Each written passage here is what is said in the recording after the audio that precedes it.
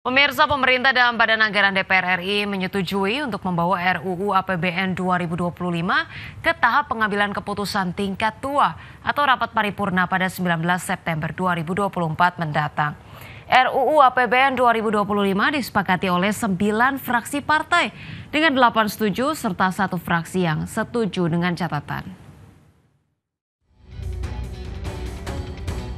Pemerintah dan Badan Anggaran DPR RI menyetujui untuk membawa rancangan undang-undang tentang anggaran pendapatan dan belanja negara tahun 2025 ke tahap pengambilan keputusan tingkat 2 atau rapat paripurna pada 19 September 2024 mendatang.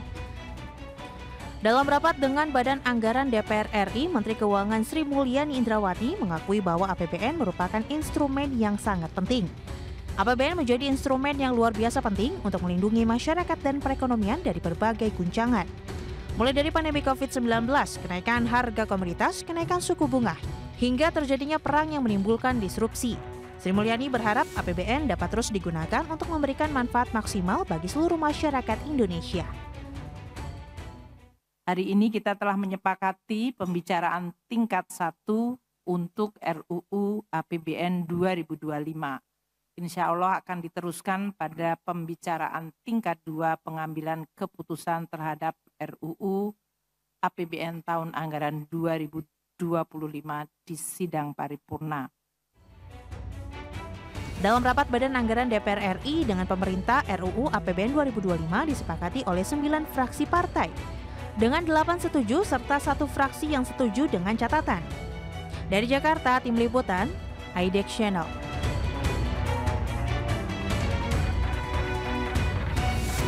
Pemirsa, pemerintah dan Badan Anggaran DPR RI telah menyepakati rancangan undang-undang tentang anggaran pendapatan dan belanja negara 2025.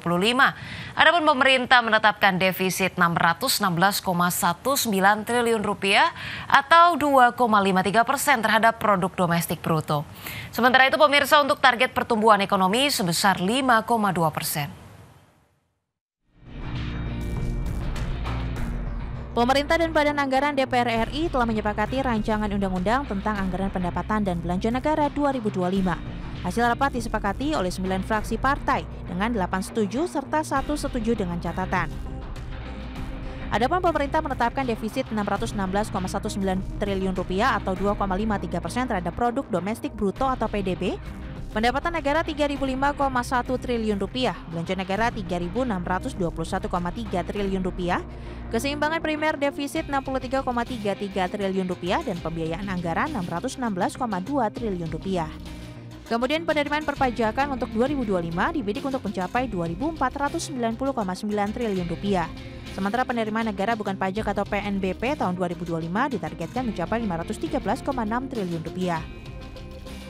Untuk asumsi dasar ekonomi makro 2025 ditetapkan yakni target pertumbuhan ekonomi sebesar 5,2%, inflasi 2,5%, suku bunga surat berharga negara atau SBN 10 tahun 7%, nilai tukar rupiah 16.000 per dolar Amerika Serikat, harga minyak mentah Indonesia 82 dolar Amerika per barrel, lifting minyak 605.000 barrel per hari dan lifting gas sebesar 1.005 juta barrel setara minyak per hari.